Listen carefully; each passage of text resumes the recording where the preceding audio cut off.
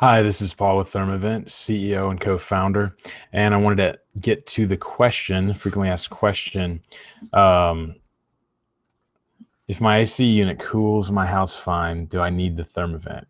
And the answer is absolutely you need the Therma Vent. You need to buy it no matter what. Um, just kind of joking on that, but seriously, to talk about whether you need it or not, there's a lot of different factors that you need to consider. If your AC unit is keeping your home cool, that's great. You have a great AC unit, but that doesn't really mean that doesn't really necessarily transfer whether you need the Thermavent or not. If in the upstairs it gets hotter, even if you have a separate control for your AC unit on the second floor and it still gets hotter, or if you only have one control and it's on the main floor and in the afternoon your upstairs is feeling naturally hotter, the Thermavent is going to help or even fix that problem completely. In most cases, it solves that issue. And the reason is because the hot air up in your attic is coming down and pressing through your insulation and getting in, and that it's just not allowing for that hot air in your attic to be released.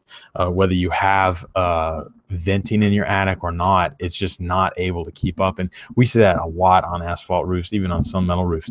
And so let's get into answering this question a little more specifically. Okay, ventilation is a huge concern.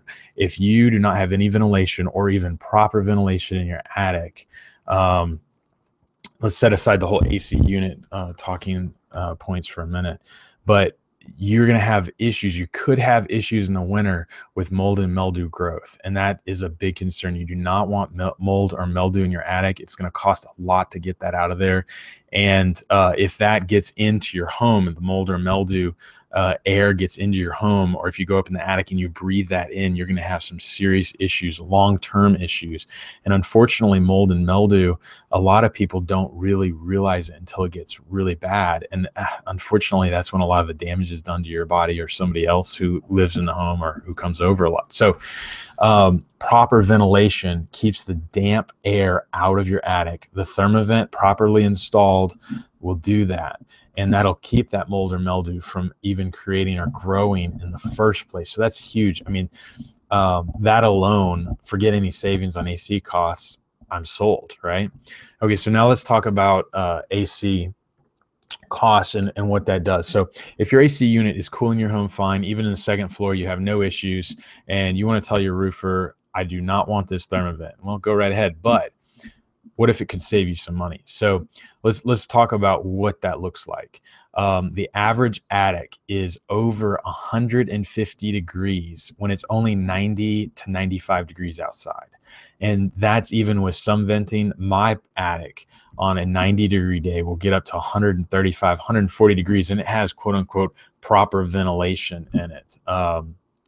Yes, I bought my house a year ago and I haven't installed the Thermavent. It's going to happen.